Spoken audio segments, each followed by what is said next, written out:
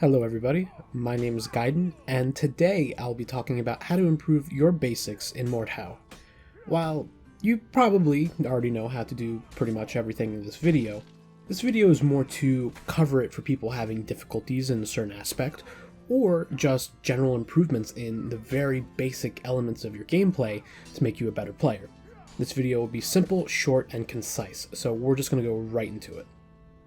So the first fundamental I'll be talking about is a little redundant, but I think it'll be useful. I'm talking about attacking.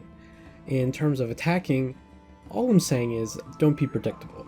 I see a lot of players use very plain straight stabs, horizontal swings. They don't really use diagonal strikes, overheads, underhanded. They're just very easy to dodge, duck, sidestep.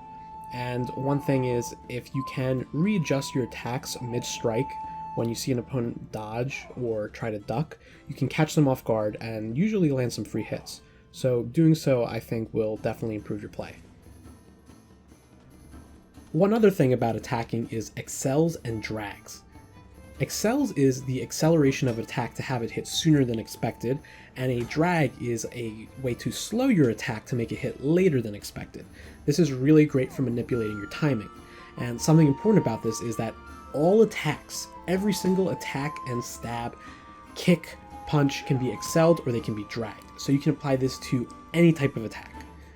To do an accel, all you simply have to do is pull your opponent towards your attack. Doing this will have it attack sooner than expected, and you can possibly hit your opponent before they even have time to consider a parry. On the other side of the coin, to use a drag, all you have to do is drag your camera away from your opponent. This is very useful for slowing down your attack and making your opponent parry before your attack reaches him, and then you land that free hit. On to the next slightly less redundant topic is parrying. Parrying has no recovery time on a successful parry, meaning if you block an attack and a second person tries to hit you immediately after that first block, you can parry the second strike. You can do this repeatedly until you have no stamina. You won't see this too much in 1v1, but in 1vx's it's extremely useful. On that note, you can also parry multiple strikes with a single parry, so if you can time it right, you can easily block 2, 3, even more strikes with a single block. One thing to add to this is that all weapons have the same parry radius, and that does include shields, so don't think that there are any weapons better than blocking than any other weapons. Lastly, you can parry mid-attack. So that's very useful if you see that your attack may be slower and not hit in time, but remember, keep in mind that it does cost stamina, so be careful to overuse this. Since we were talking about parrying, we can use this as a segue into riposting. Riposting is a lightning fast attack that you use after you block with a successful parry. Now, you can also riposte off of blocking projectiles as well, which can be very useful. One word of advice is that you can trick your opponent by training him to get used to the timing of your riposts, especially if you use it over and over, and then decide to not riposte can cause him to early parry and then land you a free hit. So that's one way you can use a riposte. You can also drag and accel a riposte, making it even faster, or slowing it down to also cause a difference in timing. Something I have seen people struggle with or ask advice on is how to chamber. Chambering is actually really simple. All you have to do is attack with the same attack that your opponent uses into his attack right before you're hit or when you get hit. That's it. You simply have to aim at your opponent's strike and strike it back, or aim at your opponent's thrust and thrust it back, and you will simultaneously block it and attack at the same time. This does cost a lot of stamina, so honestly, I only ever really use this when I use thrust attacks. I rarely use the striking one. So keep that in mind with that huge stamina cost.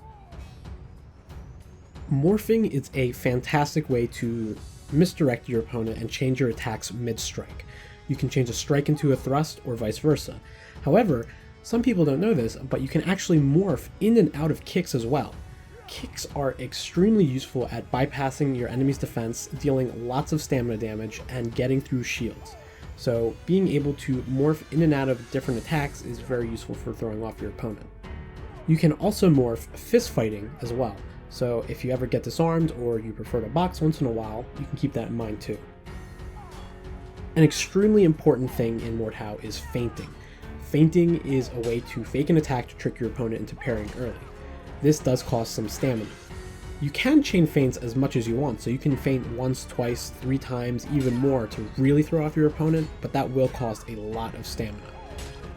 One thing I see a lot of players fall for is the grunting meme.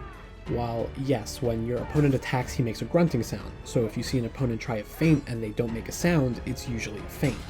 But some players can attack so quickly with an Accel with certain weapons that by the time you hear the grunt, you're just getting hit anyway. So it's much better, especially at higher level play, if you focus on reading your opponent's attacks rather than trying to listen to it. Clashing is the final thing we'll be talking about, and this happens when 2 weapons with their active hit frames collide at the same time. This is important because not only does it happen accidentally, but some really good players can actually make it happen on purpose. The importance of this is that the next attack off of a clash will be extremely fast, similar to that of a riposte, so this is something that you can easily use to your advantage to quickly hit your opponent. However, your opponent can do the exact same thing to you, so prepare yourself and consider this whenever a clash happens. And that just about does it. I think that pretty much covered everything that I wanted to cover, at least in this most basic video. I'm considering doing some more stuff later on, the more advanced and expert kind of tactics you can do, as well as camera manipulation and dodging, video on how to use cavalry and how to kill cavalry, a whole bunch of fun stuff, so consider subscribing. And thanks for watching all the way, guys, if you made it this far. So this has been Gaiden, and take it easy.